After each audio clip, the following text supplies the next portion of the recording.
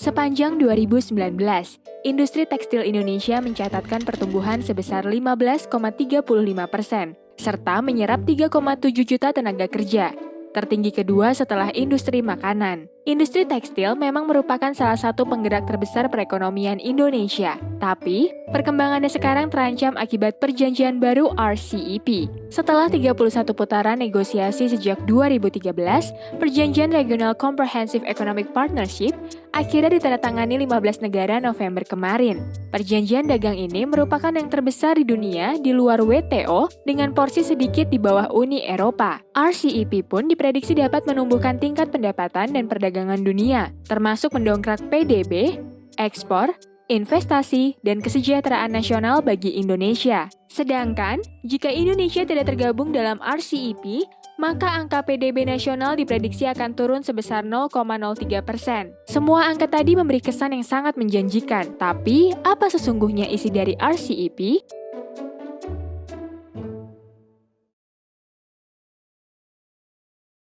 Setelah ditandatangani, RCEP akan memudahkan pergerakan 152 pos tarif esensial, menghapus tarif 92% barang dagang, dan menyederhanakan prosedur kepabeanan. Konsolidasi ini diharapkan dapat meningkatkan kepastian, kemudahan, dan transparansi transaksi. Beberapa sektor industri dalam negeri pun, seperti industri elektronik, diprediksi akan menjadi winner dan merasakan pertumbuhan yang signifikan.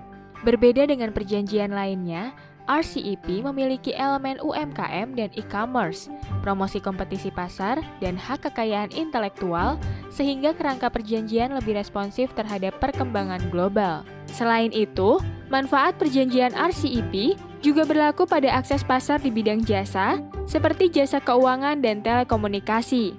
Terdapat juga klausa kerjasama peningkatan kapabilitas teknis dan SDM yang dipercaya akan menimbulkan knowledge spillover dan mengintegrasikan Indonesia lebih jauh ke dalam rantai pasok regional. Namun, neraca perdagangan Indonesia dengan negara-negara RCEP masih terus defisit di 5 tahun terakhir. Walaupun angka ekspor terbukti tumbuh 7,35%, angka impor juga terus melebar. Investasi dari negara RCEP ke Indonesia pun terus menurun selama 2 tahun terakhir. Dikhawatirkan tanpa implementasi terukur dan peningkatan daya saing, defisit neraca dagang Indonesia semakin memburuk. Industri tekstil contohnya.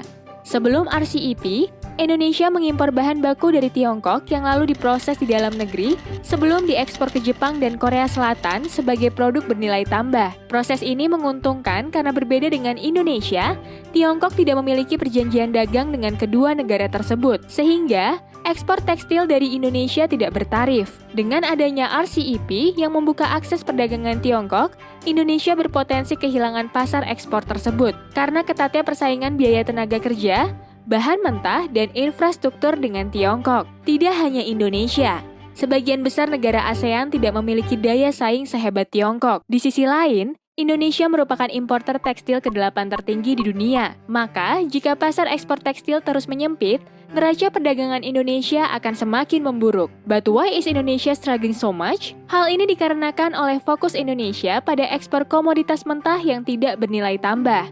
Sedangkan perdagangan global terus didominasi oleh barang manufaktur. Memang ekspor komoditas masih bisa diandalkan untuk jangka pendek. Namun, jika tidak dibarengi oleh pengembangan produk ekspor yang kompetitif, Indonesia akan banjir impor dan menjadi pasar, bukan produsen bernilai tambah. Implementasi RCEP memang membutuhkan komitmen tinggi, karena komprehensifnya perjanjian berpotensi memasuki ranah kebijakan negara. Apalagi karena secara bilateral, Indonesia sendiri telah memiliki perjanjian dagang individu dengan seluruh negara RCEP. Penghapusan tarif melalui perjanjian perdagangan bebas memang akan mempersempit ruang fiskal negara. UNCTAD memperhitungkan bahwa defisit pembukuan Indonesia dari hilangnya tarif berbagai produk bisa menembus 1,4 miliar dolar. Untuk mengantisipasi hal ini, pemerintah akan berupaya untuk memperluas akses Indonesia dalam sistem rantai pasokan global. Melalui skema backward linkage, bahan baku kompetitif akan diimpor dari negara RCEP lain dan diproses di Indonesia untuk meningkatkan nilai tambah. Sedangkan melalui skema forward linkage, Indonesia akan mengekspor bahan baku setengah jadi atau mentah untuk diproses di negara RCEP lainnya. Namun, hal ini juga menjadi tantangan tersendiri.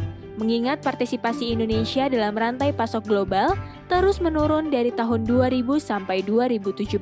Untuk meminimalisir banjir impor, Kemenperin juga berkolaborasi dengan industri untuk menaruh lebih banyak trade barrier. Namun, dalam jangka panjang, mekanisme perlindungan ini justru dapat bersifat kontraproduktif terhadap upaya penguatan industri dalam negeri. Perbaikan struktural juga dibutuhkan untuk membenahi iklim investasi lintas industri. Pembangunan lingkungan bisnis yang kondusif akan meningkatkan IODB Indonesia yang sekarang berada di peringkat ke-73. Pelaku industri berharap pemerintah dapat memberikan dukungan melalui pembukaan akses pasar dan insentif. Contohnya adalah dengan meningkatkan peran LPEI untuk memudahkan pembiayaan seperti subsidi bunga modal kerja untuk aktivitas ekspor. Memang semakin terbukanya pasar, maka perekonomian akan semakin terspesialisasi dan mengakibatkan redupnya banyak sektor, seperti sektor otomotif, besi baja, serta pangan olahan yang paling berpotensi dirugikan RCEP. Untuk menghadapi kemungkinan ini, pemerintah diharapkan bisa mempersiapkan perlindungan sosial yang memadai. Idealnya, tenaga kerja perlu diberikan pelatihan ulang agar dapat berpindah ke sektor yang lebih kompetitif. Selain itu,